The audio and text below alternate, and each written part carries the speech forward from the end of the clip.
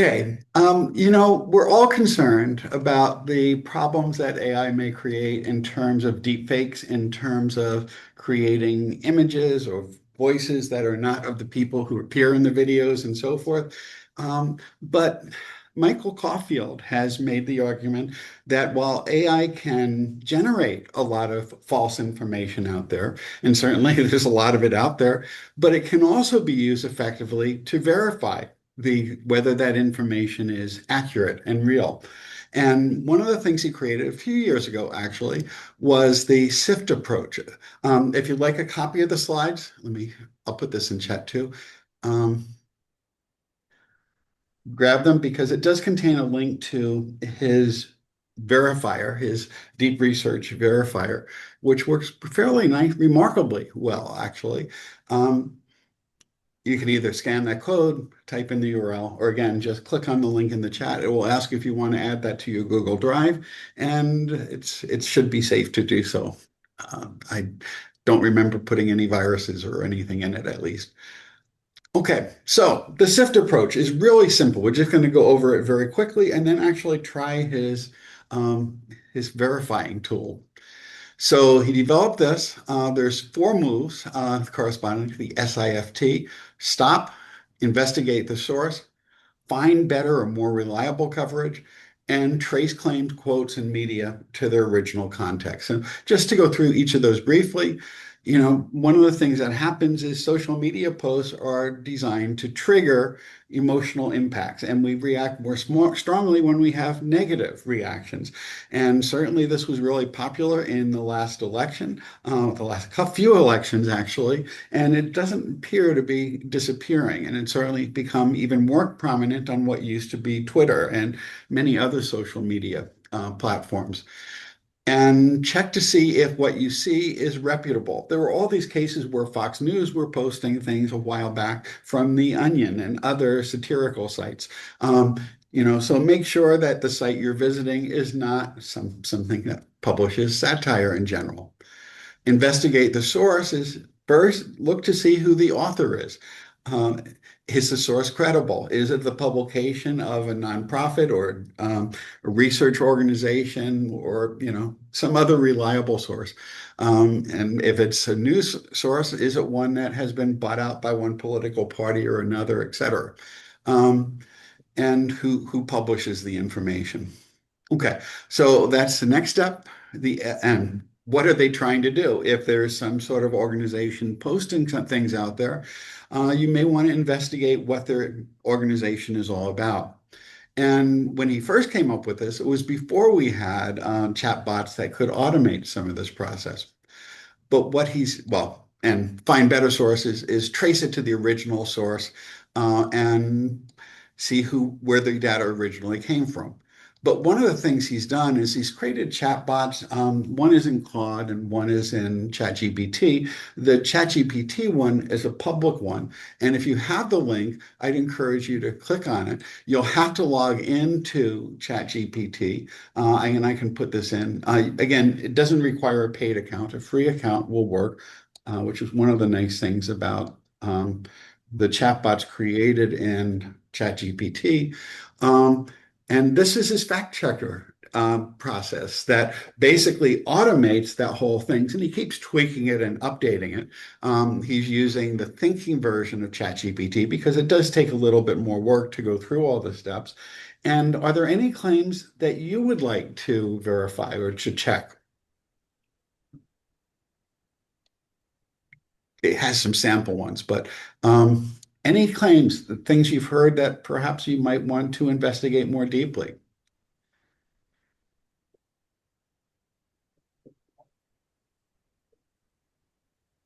You can try one of your own. Let me type something in. Let's see. And if someone has one, we can go to that right away. But let's say, do vaccines cause autism? For example, something which I thought we were past many years ago when that research study that was shown to be with fake data. And certainly no one would believe data that was entirely made up. Um, and it came up with two variations of the claims that appear out there. and it's verifying some facts from its search tools, finding some other sources, um, and then basically giving you the result. The Lancet retracted the study; it's not valid evidence, and so forth. Now, if only this perhaps was used in Washington, etc. So, it does this really quickly. You can just enter a claim and check for verification.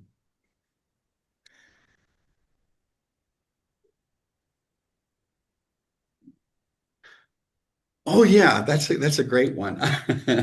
Uh, Tariffs are paid by the country that imposes them.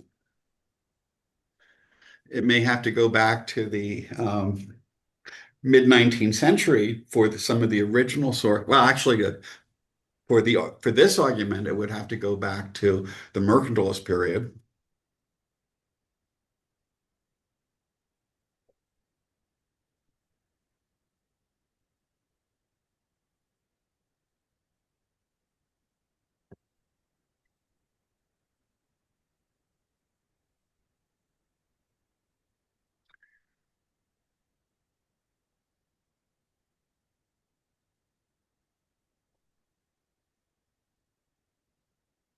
So it gives you recent reliable facts from reliable studies. And then it turns out that this would be wrong. And it didn't really find much evidence on this because some of it gets passed along, not all of it. Some of it comes out of firms and so forth. But who would have known? You know, unless someone had studied economics in the last, say, couple of centuries. But anyone else try any prompts in here? What's nice about this is it goes through that whole process. It finds reliable sources, checks to see if they align with this, finds out where the claim originated, and then goes a little bit further and, gives you a full report with links. So if you don't believe any of this, you could just click on any of the links. Here's the IMF. Here's the ECFR, Council on Foreign Relations. I'm not sure what the E is though. Here's more from the Council on Foreign Relations, etc. Any other claims you'd like to try?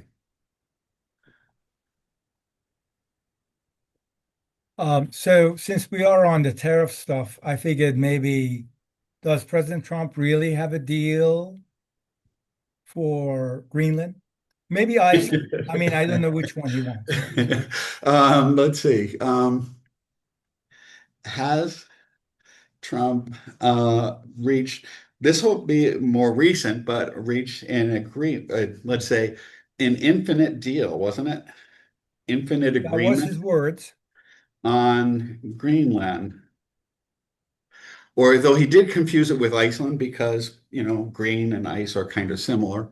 Yeah. Um, I don't think it's been to either, so I don't know. I've been to Iceland, not Greenland, but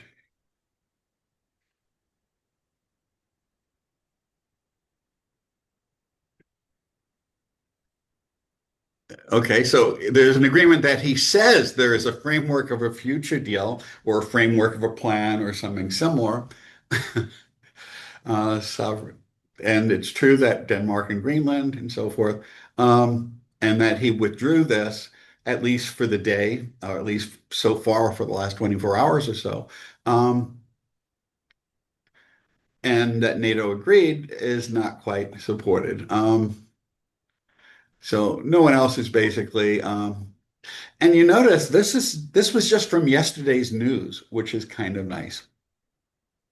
Well, some of it is this morning. Uh, I don't think we knew yesterday that Trump believed that he could get solvency for bases in Greenland. I think it Now, was later Denmark doesn't yesterday. know this. Does Denmark has not given it to us yet, so they didn't Well, know this.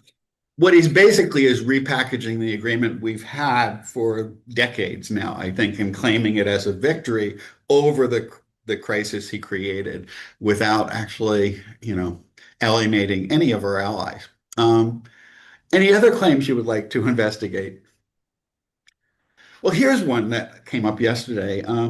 Do students learn best when they are taught? I haven't tried this one, according to their learning styles. I should have put a question mark in, but they're pretty forgiving.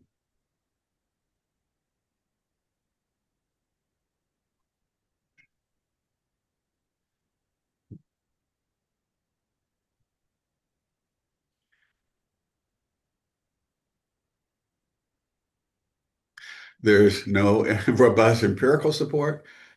Many educators believe in them, despite no evidence, actually, but they're a bit more generous there. And large reviews found problems with the reliability of this and so forth. And this is something we've been talking about for years here and all the reading groups we've had and so forth. It's also something that's believed by about 90% of high school teachers, but any other things you'd like to try?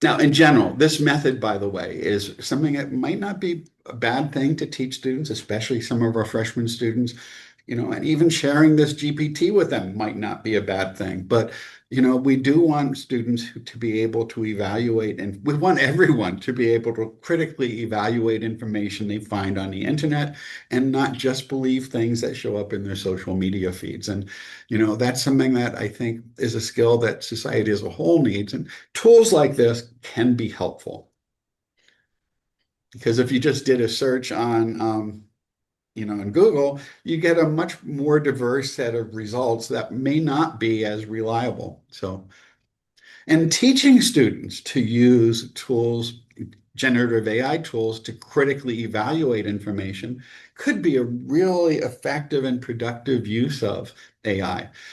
Again, one of the things we want students to do is not only to be able to use AI effectively, but to be able to interpret the results from it and see if the results are reliable or meaningful. Any others? I just have a question, John. Mhm. Now, since AI is known to hallucinate, is there a possibility that even the fact checked could also come up with wrong answers? It's not likely because of the way he programmed it. And if you notice, every one of these statements here has a link, and it has a link to a research study. And if you want to check to see if you don't trust something here, you can go back to the original source and read the study. And hallucinations are something that were really common, and they're still very common, especially if you use a fast thinking versions or if there's not a lot of reliable information in the training database. But if there's things that have been studied fairly carefully and extensively, hallucinations are much less common today. And they're much less common if you ask ChatGPT to reference their sources. So, or any AI tool, Gemini, ChatGPT, et cetera, to reference the sources that they were using so that you can verify that they exist. So, hallucinations are not as much of an issue. The most recent version of ChatGPT, well, 5.2, which came out, I think, about a month or two ago, a couple months ago now, in a benchmark that tested some information that were very likely to generate hallucinations earlier, was something like 98.9% accurate in just simple prompts addressing those issues. So hallucinations are not as severe as they were. Now, with models, you can tweak some models, you can tweak them because in some ways, hallucinations can be helpful if you want it to be more creative. If you want to do some brainstorming, hallucinations would be mixing things together in ways that aren't very predictable. But if you do want to verify facts, it he has published the prompt that he used for this, and it's very long, and it has a lot of built-in checks to rate the reliability of each of the sources and determine whether they should be included in the source list and so forth before all of this is generated. So it does a fair amount of processing along the way, and it's possible, but it's not that likely anymore, or at least not for this approach. Thank you. Has anyone else tried it with another prompt? And if you would, if you'd like to share your screen, if you have one, or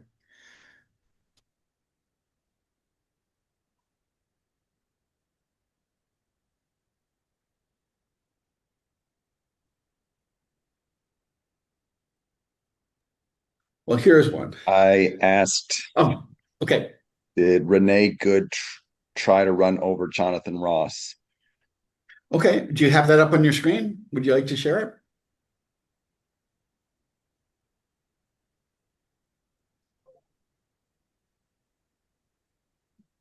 No, the available evidence does not support the claim that Renee Good intentionally tried to run over ICE agent Jonathan Ross. Here's what is known so far from multiple independent news reports and video analyses. Federal officials, including the Department of Homeland Security and supporters of the ICE operation, have claimed that Good weaponized her vehicle and attempted to run over agents, and they have characterized the shooting as an act of self-defense by the agent. Visual evidence and independent analyses, including reporting by the New York Times, indicate no clear indication that Ross was run over or that Good deliberately tried to hit him with her vehicle. Instead, the videos show Good's vehicle turning away from him when shots were fired. At least one frame-by-frame analysis found no indication the agent was struck by her car at the time of the shooting. Federal authorities, including DHS leadership and President Donald Trump, have defended the agent's actions and said Good attempted to run over agents. However, journalists, local officials, and video evidence have challenged this narrative, noting that available footage does not show intent to run him over and that Ross remained upright and uninjured at the moment of the shooting. Based on current reporting and video analysis, there is no confirmed evidence that Renee Good deliberately tried to run over Jonathan Ross. The claim is part of contested official narratives and remains disputed in public discussion and investigation. Very good. And so, even on these things that appear to be controversial, unless you look at facts, can be checked fairly nicely and efficiently.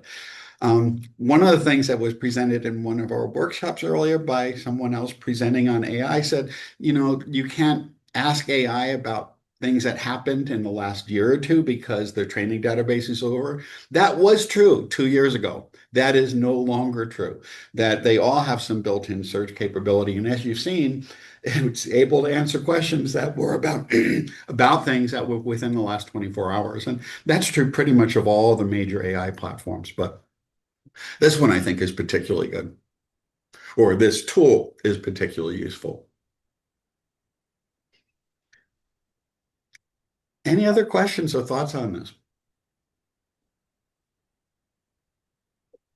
One thing that some people have done as an assignment in classes where students were learning how to use AI was asking them to create a fact-checking tool using the SIFT project. And generally, they didn't do quite as well as this one did. And then they were given the prompt for this so that they could learn how they could have improved it. Or they were asked to iterate it on a bit and see how well it did in going through that SIFT procedure. And then they were testing them in class and so forth, trying to improve them. And then at the end, he shared this. Yeah, and Nicole noted, as long as you turn on search capability, and most of the tools by themselves will have that, but when you create a GPT, you can choose. And similarly with Gemini, you can choose to enable search or not. You could have it use only the training that's available and it's the training that you provide to it, or you could ask them to use search. That's a good point. So So this was a short presentation, but I thought it was kind of an interesting thing and a useful tool. And if a student presents a claim that they are very insistent on, you can say, well, try this tool, see what it produces, or you could have them put it into this prompt in class and see what comes up, and then ask them if that may alter their perceptions on it.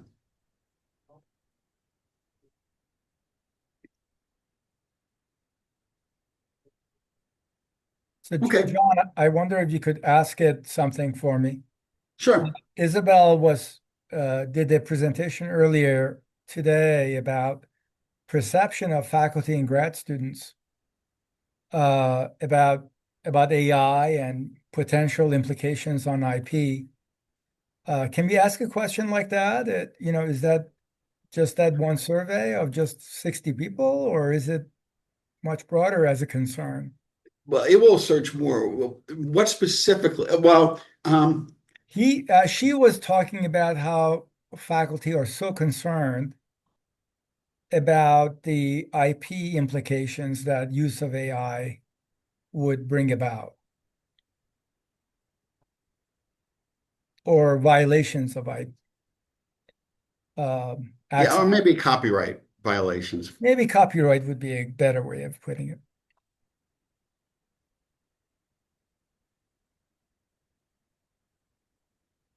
Well, and actually, you normally put, well, let's just leave it as this.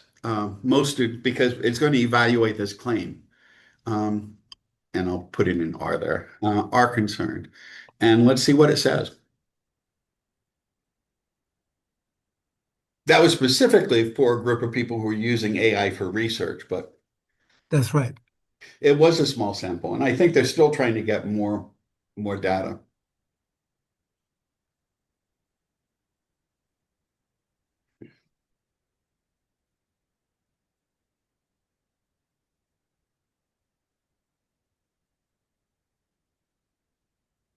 It's struggling a little bit more with this. I think we stumped it. Well, there's not that many studies out there of this, so well, I'm going to give it 5 stars just in case it was waiting. There we go.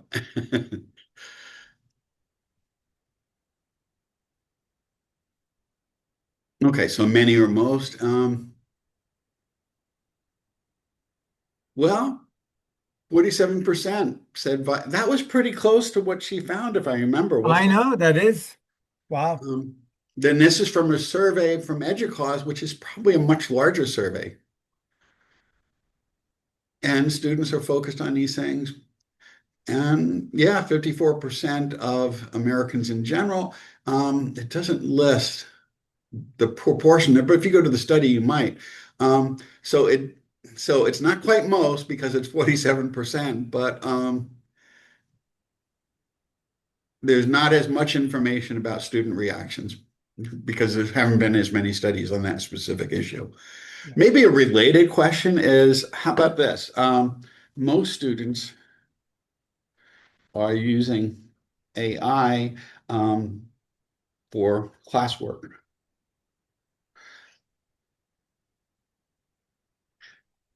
Because this is an issue where you get very different results depending on whether the study's done within a class or within an institution, particularly in institutions where many faculty are banning the use of AI, or when there's anonymous surveys being given out to large groups of students. Generally, when students are asked about it, even in surveys within classes or institutions, it's a bit lower. But the Inside Higher Ed Generation Lab study last fall, where 85% of undergraduates had used it. The HEPI study in well, it was a UK study, but 92% of surveys students said they used AI tools. 88% use them for assessments. 69% use ChatGPT for schoolwork. In high school, the numbers are a bit higher in more recent ones, but and the overall use rose from 79 to 84. And with high schoolers, again, it's usually nearly universally banned, so they're likely to report less. So it's not really fully supported on this. And there's a lot of other studies out there too, but the difference and one of the reasons I wanted to try this is because small studies generally find student use is fairly low, like 50% or so, but in larger ones, it's generally up to 90% or more, from what I've seen anyway. Can I add a quick nuance? Sure. So maybe the qualifier using it even though it's prohibited in their case, like you just said, that what would the answer be then? Okay, I am going to have to go to start up a session in the other room in about, well, 3 minutes or so to get it going. So, All right, I can just but type it let's this way. see, because I am curious.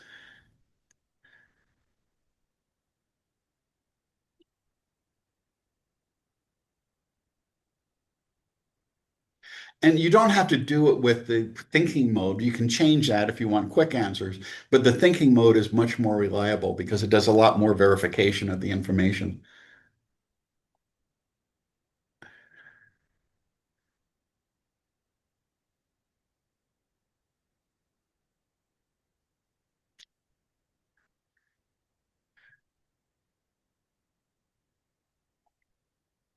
Many college students use it. Well, 85% in this, well, the same study.